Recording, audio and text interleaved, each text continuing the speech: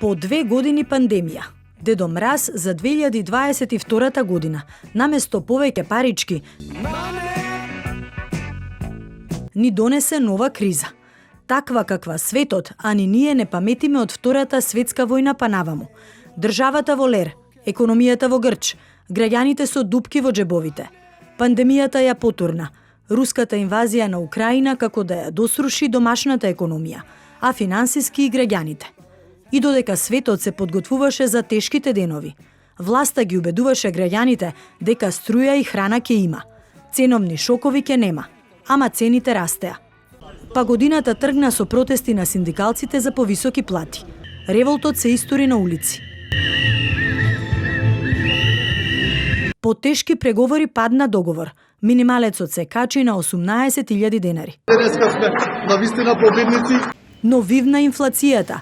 Цените галопираа напред. Се замрзнаа цените на храната, па се одмрзнаа и се замрзнаа маржите, но цените не сопреа да растат. Останаа само желбите и убедувањата дека цените ќе паднат.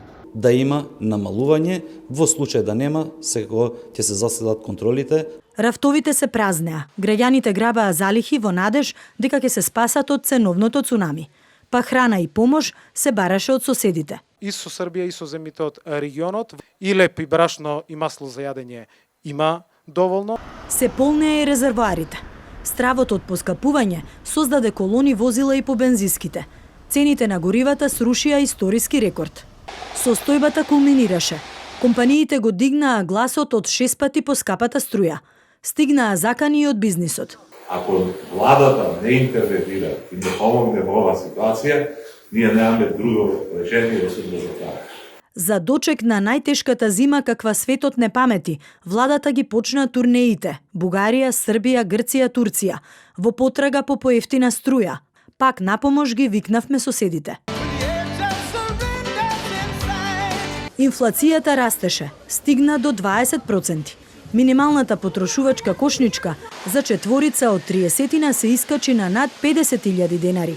Убедувањата на власта, ако не денес утре, ќе се намалат цените на храната. Го истенчија паричникот на граѓаните. Нема намалување. Тоа е све превара, лажот. Не забележувам дека има некое драстично, да речам. Не драстично, премалку да има намалување, не. А поскапеа и парите и глобално и кај нас. Па власта со нов потек, даночна реформа.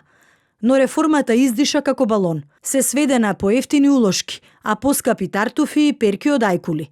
Делфин, ајкула, перка од ајкула, имаше овие, па ги гледавме на Google по слики, што значат тие морски мачки, морски кучиња. И пред крајот на годината власта задоволна. На почетокот на кризата не се знаеше дали ќе има леб, брашно, храна, струја, грејење, нафта.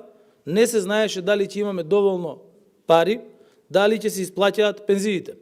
Но јас ветив дека никој нема да биде оставен сам и тоа и го направивме. Граѓаните пак очајни. Храна има, но нема како да ја купат. Цените се дуплирани. Исто ко германските. Многу лесно се крајуваат цените, за да се вратат назад тешко. Ништо не е поевтинено.